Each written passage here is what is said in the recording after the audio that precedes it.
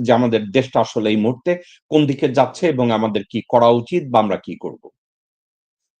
দর্শক শ্রোতা, আজকের অত্যন্ত গুরুত্বপূর্ণ একটা বিষয় নিয়ে আমি আপনাদেরকে গল্প ছলে বেশ কিছু তথ্য আমি আপনাদের সাথে শেয়ার করব। এই তথ্যগুলো আমাদের দৈনন্দিন জীবনে এতটা জরুরি যা আমি আপনাদেরকে ভাষায় বোঝাতে পারব না। যেমন আমি আপনাদেরকে বলি, একটা পরিবার, আপনি পুরুষ হতে পারেন, আপনি নারী হতে পারেন, আপনার একটা পরিবার। আপনি যদি কখনো দেখেন আপনার পরিবারের কোনো ভাই বাহিরে গিয়ে বলে, "আমার এই পরিবার-টরিবার থাকার দরকার নাই।"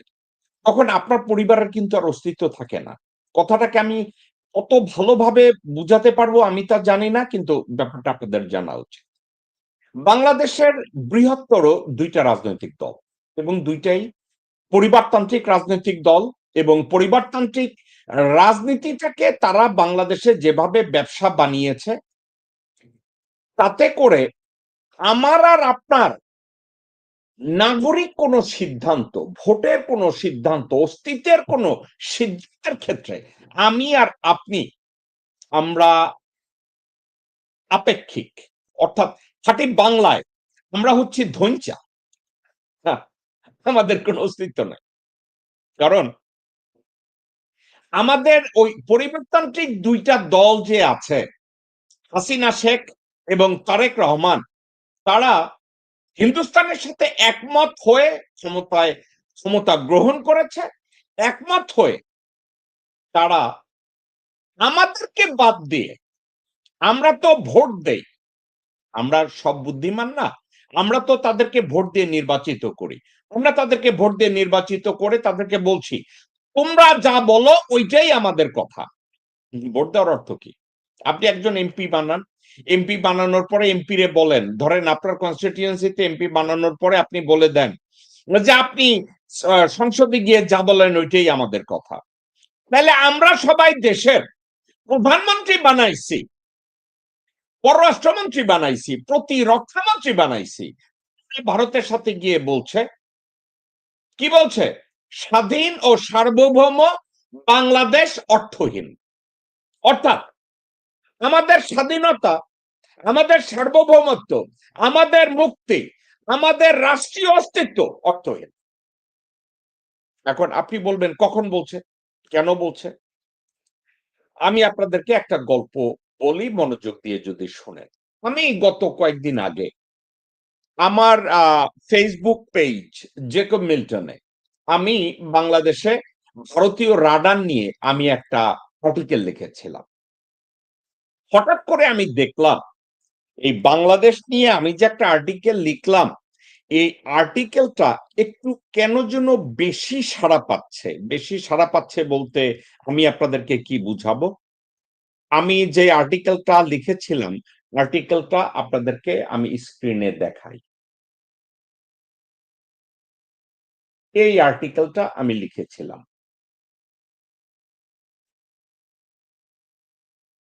এই আর্টিকেলটা লেখায় হঠাৎ করে আমি দেখলাম, আমি আর্টিকেলটা আপলোড করেছি ৩ দিন আগে, এবং আজকের আমাকে জানানো হলো এই ৩ দিনে ২.৫ মিলিয়ন মানুষ, ২.৫ মিলিয়ন মানুষ এটার উপরে কমেন্টস করেছে, এটাকে পড়েছে।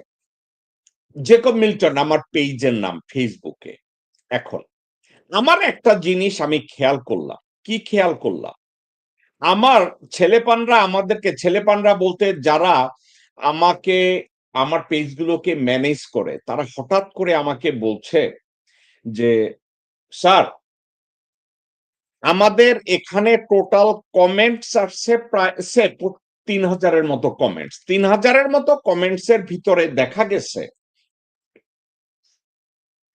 যে প্রায় আড়াই মানে ৩,০০০ এর মধ্যে দেখা গেছে ৮০০, ৯০০, ১,০০০ এর মতো কমেন্টস।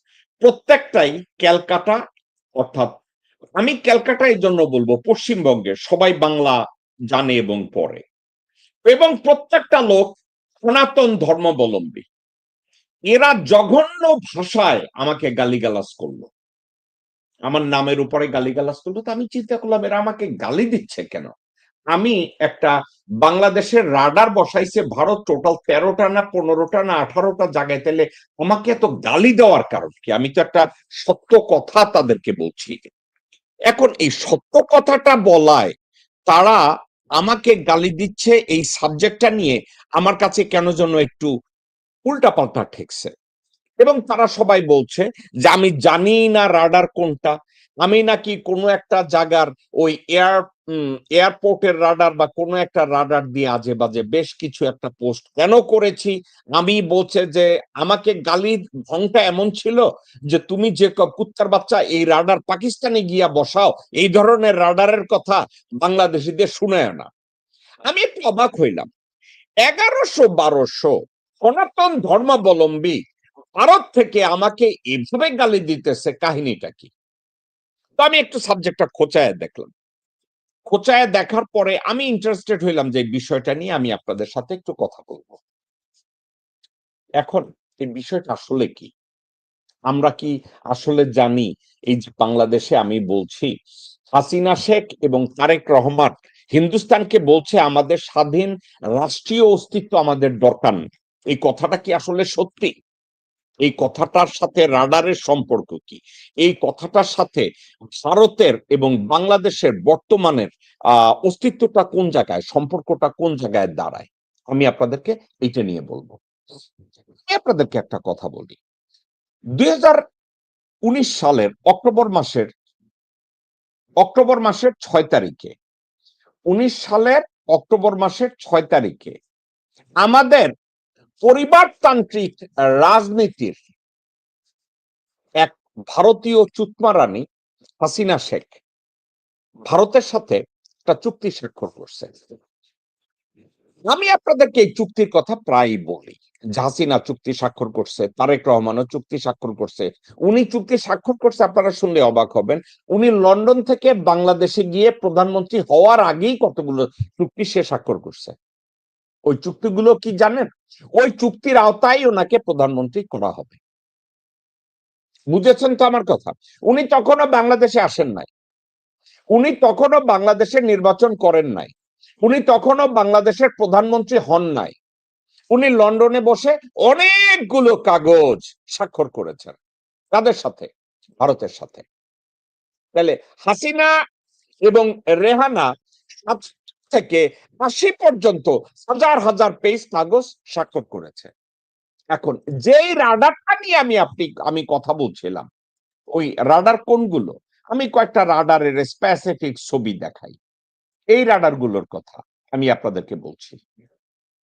আমি আপনাদেরকে এই রাডার গুলোর কথা বলছি। আমি আপনাদেরকে এই রাডার গুলোর কথা বলছি। এবং এই রাডার গুলোর একটা রিসিভার থাকে। এই রিসিভারের কথা আমি আপনাদেরকে বলছি। এখন 2019 সালের অক্টোবর মাসের 6 তারিখে হাসিনা শেখ এই চুক্তিটা স্বাক্ষর করে। অক্টোবর মাসের 6 তারিখ 2019 সকাল 8টা 57 মিনিটে হাসিনা শেখ এই চুক্তিটা স্বাক্ষর করে। অর্থাৎ বাংলাদেশের 13 থেকে 18টা এরিয়ায় এই রাডার বসানো হবে।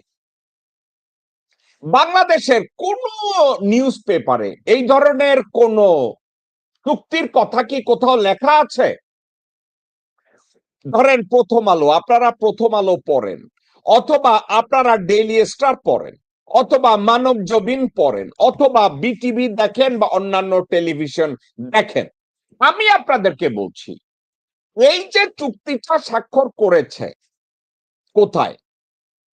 India Bangladesh sign MOU for setting up coastal surveillance radar system in Bangladesh. আমি তাদের রেফারেন্সে এই ছবিটা আমি কোথা থেকে জোগাড় করেছি? Ministry of defence, government of India, তারা এটাকে পাবলিশ করেছে কয় তারিখে? অক্টোবর মাসের 6 তারিখ 2019 সাল সকাল 8টা 57 মিনিটে। তো আমি আপনাদেরকে একটা কথা বলি। আমি ধরেন আরো কিছু প্রমাণ আমি আপনাদেরকে দেখাই। হাসিনা শেখ এটাও স্বাক্ষর করেছে। এখানে লেখা আছে Bangladesh gives India green light to install radar. কোন রাডার গুলো? এই রাডার গুলো, এই রাডার গুলো, এই রাডার, এই রাডার। বুঝেছেন? এগুলো হাসিনা দিছে। এ ধরনের টোটাল 18টা রাডার বাংলাদেশের, শুধু কোস্টাল না, মোংলায়, কেপু, পলাপাড়া, কুয়াকাটা, চালনা, চিটগং, সিলেট, ফেনী, চিকেন নেক, ঢাকা, বিভিন্ন জায়গায় টোটাল 18টা এই ধরনের রাডার বসাইছে। তো এ ধরনের রাডার যদি বসায় বাংলাদেশের অভ্যন্তরে টোটাল 18টা, আপনি বুঝেছেন তাহলে আমারে গালি ইন্ডিয়ানরা কেন দিছে? আরো একটা দেখেন, তাদেরকে দিয়ে বাংলাদেশে এই কাজটা করিয়েছে। এখানে দেখেন রাডারের উদ্বোধনী অনুষ্ঠানে হাসিনা শেখ এবং মোদি।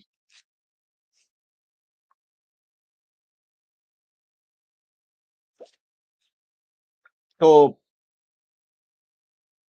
স্বাক্ষর করেছে India to set up coastal radar system in Bangladesh, source ministry of defence, government of India. এখন আপনাদেরকে আমি একটা কথা যদি টেনে একের পর এক একটা কথা বলি, হিস্ট্রিক্যালি আপনারা যদি শুনতে চান অথবা জানতে চান, আপনাদের ভিতরে যদি দেশপ্রেম থাকে, কোনো আগ্রহ থাকে, তাদেরকে আমি কতগুলো কথা বলি।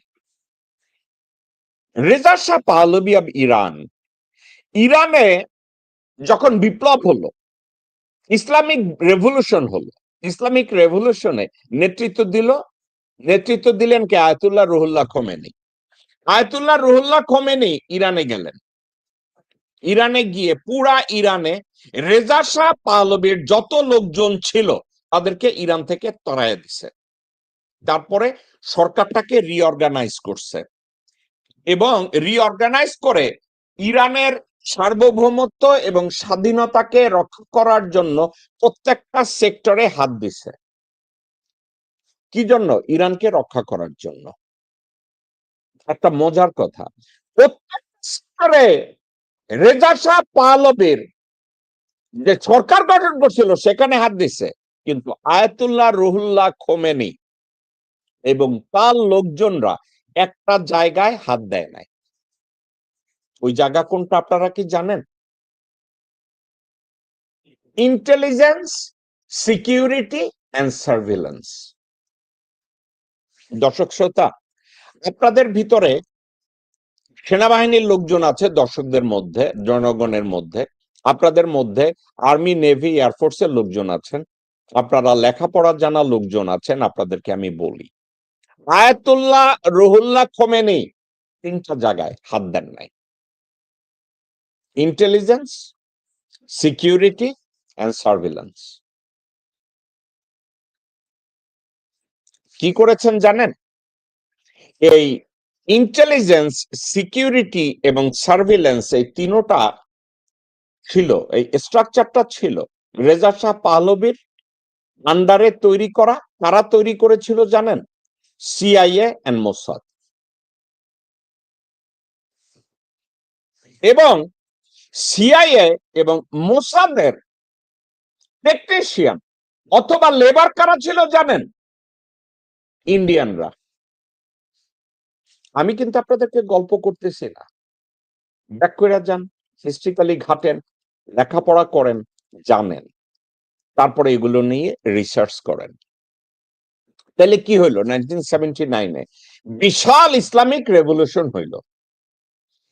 আমেরিকার পাতানো সরকার রেজা শাহ পাহলভীকে ইরান থেকে বাইর করে দেওয়া হইলো, পলায়ন করলো, সবকিছুর পরিবর্তন হইল। কিসের পরিবর্তন হয় নাই? Intelligence, security and surveillance.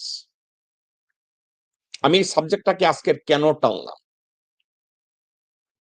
আজকের ইরানে ধর্মীয় নেতাকে গুলি করে ফালাইয়া দেয়, ইরানের প্রেসিডেন্টকে মাইরা ফালায়, ইরানে যারাই যায় প্যালেস্টাইনি তাদেরকে মেরে ফেলে। কেন জানেন? Ayatollah Ruhollah Khomeini intelligence, security এবং সার্ভেলেন্স এই তিনটাকে রিপ্লেস করে নাই। আর খেসারত ইরান আজকের পর্যন্ত দিয়ে যাচ্ছে, আজকের পর্যন্ত, অ্যাজ অফ টুডে। আমেরিকার কাছে ইরানের ইন্টেলিজেন্স, ইরানের সিকিউরিটি, ইরানের সার্ভেলেন্স প্রত্যেকটার স্ট্রাকচার আমেরিকার কাছে আছে। কেন আছে? কারণ রেজা শাহ পাহলভির সময় এটার স্ট্রাকচারটা তৈরি করেছিল কারা? সিআইএ, মোসাদ এবং তাদের টেকনিশিয়ান এবং কর্মচারী কারা ছিল? ভারতীয়রা। এখন আপনাদেরকে আমি বলি, ওখান থেকেই এখন ইরান যখন একের পর এক মারতেছে এবং মরতেছে, তখন ইরানের কানে পানি গেল। কাহিনী কি? একের পর এক তারা ইন্টেলিজেন্স, সিকিউরিটি এবং সার্ভেলেন্সের দিকে একটু মনোযোগ দেওয়া শুরু করলো। যখন মনোযোগ দিল তখন তারা কি দেখলো জানেন? সবাই সিআইএর লোকজন, মোসাদের লোকজন, রয়ের লোকজন একত্রে হরিলুটের বাতাসা বানাইতেছে ইরানের সিকিউরিটি নিয়ে। এখন দর্শক শ্রোতা, তাই যদি হয়, একটা রাষ্ট্রের ইন্টেলিজেন্স, সিকিউরিটি অ্যান্ড সার্ভেলেন্স তিনটাই যদি নিয়ন্ত্রিত হয় বাইরের দেশের দ্বারা, তিনটা দেশ দ্বারা, তাইলে ওই দেশের স্বাধীনতা এবং সার্বভৌমত্ব কি থাকে? আপনারা বলেন থাকে? আপনারা যদি লেখাপড়া করে মনোযোগ দিয়ে আমার আজকের এই কথাগুলো শুনেন, অত্যন্ত টেকনিক্যাল কথা। ইরান 1979 সালের বিপ্লব থেকে শুরু করে আজকে এসে তারা টের পাচ্ছে যে তাদের ইন্টেলিজেন্স, সিকিউরিটি এন্ড সার্ভিলেন্স তিনটাই কম্প্রোমাইজড। এই তিনটার infrastructure is set up by CIA, Mossad এবং র। তাহলে ওখানে নেতারা মারা যাবে, এটা কি অ্যাবনর্মাল? নর্মাল, ওখানে মারা যাবে। একটা দেশের স্বাধীনতা রক্ষা করার জন্য এই তিনটা পার্টিকেলসকে যদি প্রোটেক্ট করতে না পারে, তাহলে সেক্ষেত্রে একটা দেশ থাকা আর না থাকার ভিতরে তফাৎ কি? কোনো তফাৎ আমি দেখি না। আপনি বাংলাদেশের গুলিস্তানে কি হচ্ছে, গুলিস্তানে, মতিঝিলে, গণভবনের সামনে কি হচ্ছে, আজকে দিল্লিতে বসে ইন্ডিয়ান অপারেটররা এগুলো দেখতেছে। জাহাঙ্গীর গেটে কি হচ্ছে, সেনানিবাসে আপনারা যখন ঢোকেন ওখানে কি হচ্ছে, দিল্লিতে বসে ওটা দেখে,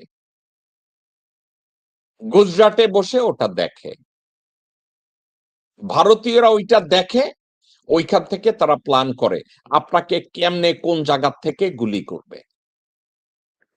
কারণ বাংলাদেশে এ ধরনের 23টা, 24টা, 25টা রাডার লাগানো আছে আপনাদের জন্য।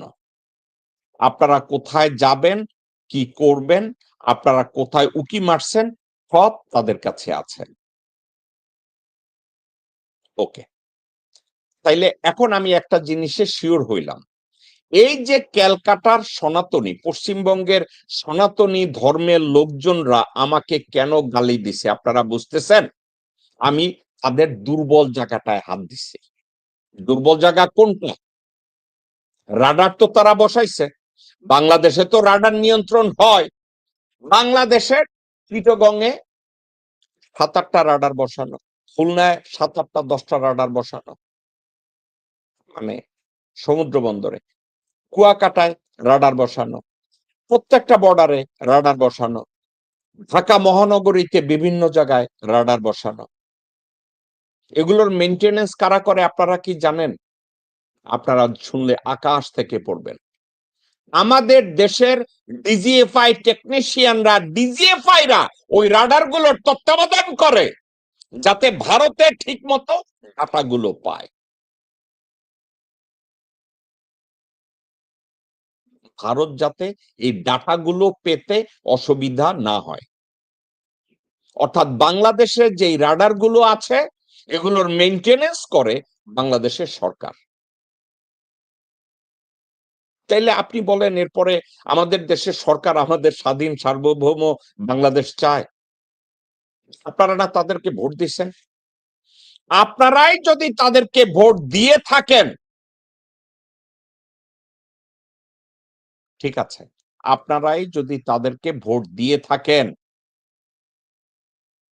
তাইলে তারা হিন্দুস্তানকে বলছে আমাদের স্বাধীন ও সার্বভৌম বাংলাদেশের দরকার নাই। আপনাদেরকে বলছি এই মুহূর্তে আপনারা ধরেন আওয়ামী লীগ করেন, এটা তো রাগের কথা না, আপনি আওয়ামী লীগ করেন, আওয়ামী লীগ করেন, কিন্তু আপনার আওয়ামী লীগ করার অর্থ যদি এটা হয় যে আমরা বাংলাদেশ চাই না, রাষ্ট্র হিসেবে আমাদের এটার দরকার নাই, তাহলে তো আপনার আর আমার বিতর্কের তো দরকার নাই। আমি বুঝলাম আপনি স্বাধীন সার্বভৌম বাংলাদেশের পক্ষের কোনো মানুষ না, কিন্তু আপনারা এই কথাটা বলেন না, কিন্তু মনে প্রাণে এটাকে বিশ্বাস করেন, এটাকে ধারণ করেন, এটাকে লালন করেন। বিএনপির লোকজনরাও এখন, কারণ তারেক রহমান বাংলাদেশে যখন আসছে সেও মিথ্যা কথা বলে নাই। তারেক রহমানও বাংলাদেশে এসে মিথ্যা কথা বলে নাই, কারণ সে বলছে আই হ্যাভ এ প্ল্যান। কি প্ল্যান জানেন? উনি বাংলাদেশে আসার আগে লন্ডনে বসে শয়ে শয়ে পৃষ্ঠায় সিগনেচার করেছে। ওই সিগনেচারের ভিত্তিতে উনি বাংলাদেশে এখনো বেঁচে আছে, এখনো প্রধানমন্ত্রী, এখনো গার্ড অব অনার পাচ্ছে, এখনো তার জনগণের কাছে আপনারা তারে তারেক ভাইয়া, বাল ভাইয়া, ছাতু ভাইয়া বলে ডাকছেন।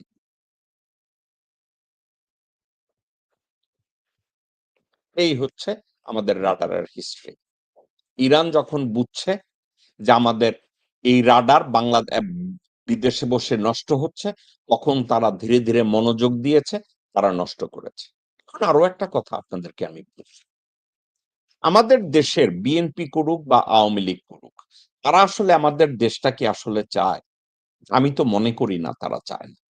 কেন জানেন? আপনারা একটা জিনিস দেখেন, ইন্ডিয়া, একটা ছবি দেখেন, India has completed 3,240 kilometer of fencing out of 4,096 kilometer along the India-Bangladesh border.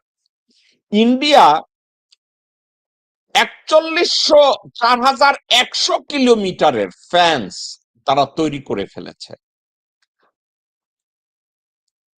দর্শক শ্রোতা, আমার এগুলো নিয়ে কথাও বলতে ইচ্ছা করে না, আমি খুব বিরক্তি ফিল করি।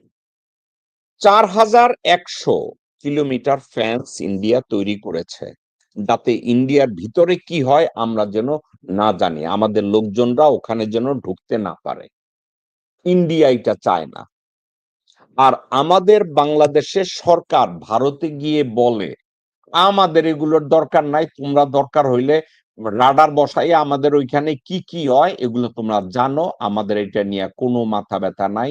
সরকার এটা সাইন কইরা দেয়, হাসিনা সাইন কইরা দেয়, তারেক রহমান সাইন কইরা দেয়, রেহানা সাইন কইরা দেয়, এবং আমাদের এটা নিয়ে কোনো মাথা ব্যথা নাই। অর্থাৎ কি জানেন? ইন্ডিয়া ফ্যান্স দেয় তাদের রাষ্ট্রীয় সিকিউরিটি, সার্ভেলেন্স, ইন্টেলিজেন্স এটাকে নিয়ন্ত্রণ করার জন্য। আর আমাদের দেশের সরকার প্রধান সার্ভিলেন্স, সিকিউরিটি অ্যান্ড ইন্টেলিজেন্স ভারতের হাতে তুইলা দেয় ম্যানেজ করার জন্য। আমি ভাই ডিপ্রেস, অনেস্টলি। কেন ডিপ্রেস জানেন?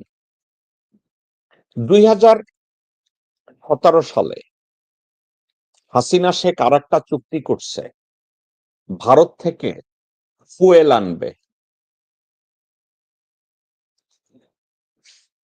বর্তমানে যে ডিজেল ভারতে যেই দাম এবং আন্তর্জাতিক বাজারে যেই দাম, সেই ফুয়েল ভারত থেকে আনতেছে হাসিনার চুক্তির উপরে। 2017 সালে হাসিনা যেই চুক্তি স্বাক্ষর করছে, ওই চুক্তির ভিত্তিতে। শুনলে আকাশ থেকে পড়বেন। কেন আকাশ থেকে পড়বে? আমার বলতে ইচ্ছা করে না, বিরক্তি লাগে। ইরাক এবং ইরান থেকে ইন্ডিয়া যেই ফুয়েল এনেছে 83 রুপিতে, 83 রুপি না, এটা আমি ভুল বলছি, 53 or 55 রুপি তারা কিনছে। প্রতি লিটারে তারা ওই 53 রুপির উপরে তারা আকাশ থেকে পড়বে 100 রুপি অ্যাড কইরা 153 রুপিতে বাংলাদেশে সেটা ডেলিভার করছে। হাসিনা এটা এগ্রি করছে এবং তারেক রহমান ওই এগ্রিমেন্টটাকে ব্যবহার করছে। ডক্টর মোহাম্মদ ইউনূস ওই এগ্রিমেন্টটা ব্যবহার করে নাই।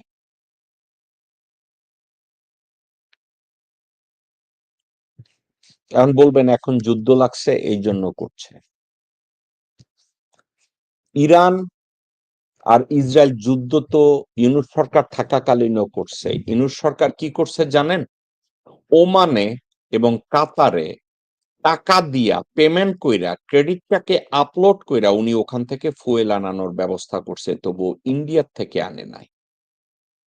কারণ ইন্ডিয়ার এই ফুয়েল এগ্রিমেন্টটা ডক্টর মোহাম্মদ ইউনূসের সামনে যখন দিছে, ডক্টর মোহাম্মদ ইউনূস দেখছে যে আন্তর্জাতিক বাজারের চেয়ে ডাবল ট্রিপল দাম দিয়ে ভারত থেকে ফুয়েল আনার কোনো কারণ নাই।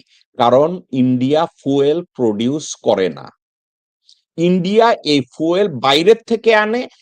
অর্থাৎ আপনাদের একটা কথা আপনাদেরকে বলি, কয়লা বিদ্যুৎ কেন্দ্রে পার মেট্রিক টন ছিল 225 টাকা, ইন্দোনেশিয়া থেকে আনছে। বাংলাদেশের সাথে এই চুক্তি করার সময় বাংলাদেশের হাসিনাকে বলছে যে তোমাকে মানে আমরা যে বিদ্যুৎ কেন্দ্র তৈরি করব, তোমরা ইন্দোনেশিয়া থেকে কয়লা আনতে পারবা না। হাসিনা একবারও বলে নাই কেন আনতে পারবো না। কেন বলে নাই জানেন? হাসিনা ধরেন ইন্দোনেশিয়া থেকে কয়লা আনতেছে 225 টাকায়, এখন 225 টাকায় ইন্ডিয়া আনতেছে, আর বাংলাদেশে সেম কয়লাটাই আবার ডেলিভার করতেছে 481 টাকায়। টাকা না, ডলার পার মেট্রিক টন কয়লা। তাহলে হাসিনা না বলে নাই কেন? আওয়ামী লীগ না বলে নাই কেন? বাংলাদেশ পেট্রোলিয়াম কর্পোরেশন না বলে নাই কেন?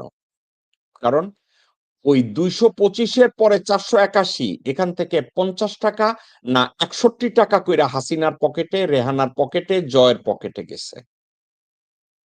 এখন ওই টাকাটা জয় এই কি জন্য আমাদের তারেক ভাইয়ার পকেটে যাবে, সাইদ ইস্কান্দারের বউয়ের পকেটে যাবে, জায়মা রহমানের পকেটে যাবে এবং তাদের যত ডন ভাইয়া, কুত্তা ভাইয়া, হারামজাদা ভাইয়া তাদের পকেটে যাবে। শামীম ইস্কান্দারের পকেটে যাবে, সালাউদ্দিনের পকেটে যাবে, আমির খসরুর পকেটে যাবে, আব্দুল আউয়াল মিন্টুর পকেটে যাবে। ইরান যুদ্ধ হচ্ছে ইসরায়েল আমেরিকার সাথে। এখন ওখান থেকে তেল আনার জন্য আপনারা যদি তেল আনতে যান আন্তর্জাতিক বাজার থেকে, এখন বিদেশে যায় না কেন, তার জবাব কি দিবে জানেন? ওখানে তো অনেক টাকা দেনা আছে, আমরা এই জন্য ওখান থেকে আনি নাই। That is not true.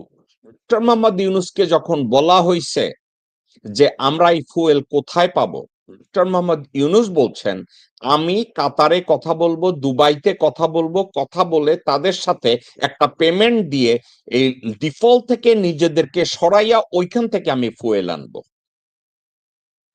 আমি ফুয়েল প্রডিউস করে না এমন একটা দেশ থেকে আমি কেন ফুয়েল কিনতে যাব? আন্তর্জাতিক বাজারের 3 গুণ প্রাইস দিয়ে হাসিনা চুরি করার জন্য যে এগ্রিমেন্ট করেছে ওই এগ্রিমেন্টের ভিত্তিতে কেন আমি ভারত থেকে ফুয়েল আনতে যাব? ভাই, আমার কথা বলার আদৌ মুড নাই। আপনারা কেউ বিএনপি করেন, বিএনপি কে ভোট দিবেন, কেউ আওয়ামী লীগ করেন, আওয়ামী লীগকে ভোট দিবেন। এর অর্থ কি জানেন? আমাদের দেশ চালার দরকার নাই। আমাদের দেশটা হচ্ছে একটা ব্যবসা। ইন্ডিয়া আসবে, ধর্ষণ করবে, যে আসবে ধর্ষণ করবে, এবং এই ধর্ষণটা আমরা মেনে নিয়ে ধানের শীষে ভোট দেব।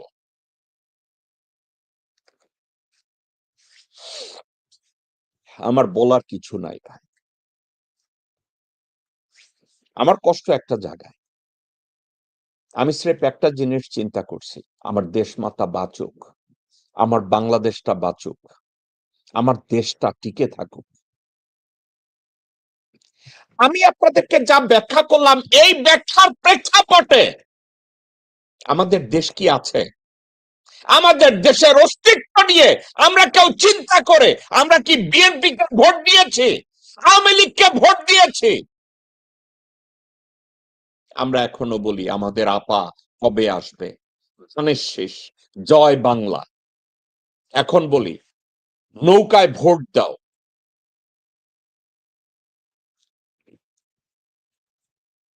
অর্থাৎ আমাদেরকে আর কিছু বলার জন্য আমি আর কিছু খুঁজে পাই না। আমি কি মনে করি আমাকে আজকের এই ভিডিওর উপরে আমাকে গালি দেওয়ার লোকজনের অভাব হবে? না। সনাতন ধর্মাবলম্বী ভারতীয় হারামজাদা হারামজাদিরা উলঙ্গ হয়ে আমাকে গালি দিবে এবং আপনারা এটাকে এনজয় করবেন। কেউ কেউ বলবেন কমেন্ট পড়ার জন্য এখানে এসছি, হ্যাভ ফান। আমি শুধু এতটুকু বলি, আপনার এবং আমার ঘাড়ের উপরে ভারতীয় রাডার লাগানো আছে। আপনারও যদি মতামত হয় যে স্বাধীন ও সার্বভৌম বাংলাদেশের আমাদের দরকার নাই, দেন আপনি আমারে গালি দিয়ে আমার লাইফ থেকে সরে যায়। আর যদি মনে করেন আমার স্বাধীন ও সার্বভৌম বাংলাদেশের দরকার আছে, দেন আপনাদের জীবন সম্পর্কে আপনাদের একটু বুঝে শুনে তারপরে পদক্ষেপ নেওয়া উচিত। যাওয়ার আগে আজকের আর আমি কথা বলবো না, আমার শো শেষ করব, কারণ my mood is completely off. আমি আরেকটা কথা শুধু বলবো, ভারতের সেনাবাহিনীর প্রধান উপেন্দ্র দ্বিবেদী একটা ভিডিও দিছে, ভিডিওটা আপনাদেরকে দেখাবো এবং এটার বাংলা ব্যাখ্যা করব। Monitoring the situation in Iran. Israel is our close ally. Iranian naval ship being sunk is indeed unfortunate, but it was done in international waters. As long the Iranian ship remained in Indian waters, they remained protected, but when they crossed the international waters, as Israeli strategic allies, it was our duty to inform Israel about their exact location as a part of our newer strategic deal. So, উনি বলছে ইরানের কতগুলো sheep ডুবাইয়া দিছে। Indian ওশেনের ভিতরে যতক্ষণ পর্যন্ত Iranian শিপগুলো ছিল, এই উপেন্দ্র দ্বিবেদী বলছে ওই শিপগুলো ভালো ছিল, নিরাপত্তার মধ্যে ছিল। কিন্তু যখন ইরান ইন্ডিয়ান ওশেন থেকে আন্তর্জাতিক ওয়াটার সীমায় গেছে, ইরানি শিপের প্রত্যেকটা লোকেশন তারা ইসরায়েলকে এবং আমেরিকাকে দিয়ে দিছে। ভারতীয় সেনাবাহিনীর প্রধান বলছে এটা ইরানের আর ইসরায়েলের ব্যাপার, ওখানে আমাদের কোনো মাথা ব্যথা নাই। তার কোনো মাথা ব্যথা নাই, কিন্তু ইরানি শিপটা এক্স্যাক্টলি কোথায় আছে আন্তর্জাতিক জলসীমার মধ্যে, এক্স্যাক্ট লোকেশনটা ইসরায়েলকে এবং আমেরিকাকে তারা দিয়ে দিছে। যাওয়ার সাথে সাথে তাদেরকে ফেলে দিছে টর্পেডো দিয়ে, যেভাবে দিয়ে শিপগুলোকে ধ্বংস করে দেয়া হয়েছে। এর অর্থ আপনি ইন্ডিয়ান কোনো ঘরে ঘুমাইতেছেন, আপনি ঘুম থেকে উঠা ঘর থেকে যখন বাইরে আইবেন, ওই সনাতনী ইন্ডিয়ান বাইরে বইলা দেয় যে এই ঘরের বাইরের থেকে বাইরে আইতেছে, তোমরা গুলি করো। আপনারে ঘরে বসে ডিম খাওয়াইছে, আপনারে ঘরে বসে ভাত খাওয়াইছে, আপনারে ঘরে বসে বিস্কিট খাওয়াইছে, চা খাওয়াইছে। আপনি যেই মুহূর্তে ঘর থেকে বাইরে গেছেন, ওই সনাতনী ইন্ডিয়ান বাইরে খুনিদের বইলা দিছে, এই জামা কাপড় পরতেছে, তোমরা বন্দুক রেডি করো, এই জামা কাপড় পরা শেষ হইছে, এখন দরজা খুলবে, এই আমার সাথে হ্যান্ডশেক করতেছে, এখন বিদায় নিতেছে, এই দরজা খুললো, এবার গুলি করো। ভারতের সেনাবাহিনীর প্রধান এই কথাটাই বলছে ইন্ডিয়ান শিপগুলোর ভাগ্য নিয়ে, যে এতক্ষণ আমাদের এই ঘরের মধ্যে ছিল, এই বাইরে আইতেছে, এই সীমানায় গেছে, এবার গুলি করো। আর আমরা বাংলাদেশের সেনাবাহিনী, নৌবাহিনী, বিমান বাহিনী, ডিজিএফআই এর কর্মকর্তা, এয়ারফোর্সের কর্মকর্তা, নৌবাহিনীর কর্মকর্তা ভারতের ইনস্টল করা রাডার গুলোর রক্ষণাবেক্ষণ করে। তারা আমাদের সশস্ত্র বাহিনীরা, তারা এমন ভাবে রক্ষণাবেক্ষণ করে যেন ভারত প্রতি মুহূর্তে আমরা কি করছি সব খবরাখবর যেন ইন্ডিয়া পায়, ওই ডাটাগুলো যেন ইন্ডিয়ার কাছে থাকে। আপনারা যারা যারা আওয়ামী লীগ করেন, বিএনপি করেন, গো সেলিব্রেট। আর এই কথাটা বাংলাদেশে বলেন না যে বাংলাদেশের সশস্ত্র বাহিনী, সেনাবাহিনী এরা আমাদের সার্বভৌমত্বের প্রতীক। এই কথাটা আমাকে আর বলেন না। এই কথাটা আপনি আপনার একজন বাবা হিসাবে সন্তানকে বললেন না। সন্তান যেন তার মাকে না বলে, মা যেন তার সন্তানকে এবং স্বামীকে না বলে যে বাংলাদেশের সশস্ত্র বাহিনী আমাদের সার্বভৌমত্ব এবং স্বাধীনতার প্রতীক। এই কথাটা যেন আর না বলে। আওয়ামী লীগ এবং বিএনপি, তারেক রহমান এবং হাসিনা শেখ, এই দুইটা দল এবং এই দুইটা দলের নেতা বাংলাদেশের জন্য রাজনীতি করে, এই কথাটা কোনো বাবা যেন তার পরিবারকে না বলে, কোনো বাবা যেন তার সন্তানদেরকে না বলে, কোনো মা যেন তার সন্তানদেরকে না বলে, কোনো মা যেন তার স্বামীকে না বলে যে আওয়ামী লীগ বা বিএনপি তারা বাংলাদেশের সেবা করে। দর্শক শ্রোতা, এই ছিল আমাদের শো। আর অন্য কোনো বিষয় নিয়ে কথা বলার মতো আমার রুচি বা মানসিকতা আজকে নেই। আগামীকালকের অ্যাডভোকেট কাজী আব্দুল্লাহ আল মামুন প্যারিস থেকে আপনাদের সাথে কথা বলবে। ওনার কথাবার্তা শুনেন। আগামী শুক্রবার আমার এনার্জি যদি থাকে আমার এই দেশটাকে নিয়ে, আমার এই অসহায় দেশমাতা বাংলাদেশকে নিয়ে কথা বলার মতো স্ট্রেংথ যদি আমার মধ্যে তৈরি হয়, আমি কথা বলবো। আর যদি তৈরি না হয়, আমি পিছিয়ে যাচ্ছি রে ভাই, দরকার নেই। এগুলো এগুলো এগুলো এগুলোর জন্য আমার দৈনন্দিন জীবনযাত্রা বাধাগ্রস্ত হয়। আমি একা একা চিন্তা করি, আমি কেন আপনাদের মতো আওয়ামী লীগ বিএনপি করলাম না, অথবা বাংলাদেশের কোন রাজনৈতিক। আরো একটা কথা আপনাদেরকে আমি বলি, এগুলো জামাতও জানে, এগুলো জামাতে ইসলামীও, তারা সরকার চালায় না কিন্তু তারা জানে। কিন্তু এগুলো নিয়ে জামাতে ইসলামী কোনো প্রতিবাদ করবে না, আগেও করে না, এখনো করবে না। Do I think Jamaat Islami is a political party? They can do something in favor of the country? I don't think so. কারণ জামাত ইসলামী তারা এটা জানার পরেও 2019 সালে বাংলাদেশে রাডার বসাইছে। জামাত ইসলামী এটা line by line, Jamaat Islami এটা জানে। আওয়ামী লীগ করেছে, বিএনপি সাপোর্ট করেছে, এই মুহূর্তে বিএনপি সরাসরি রক্ষণাবেক্ষণ করে।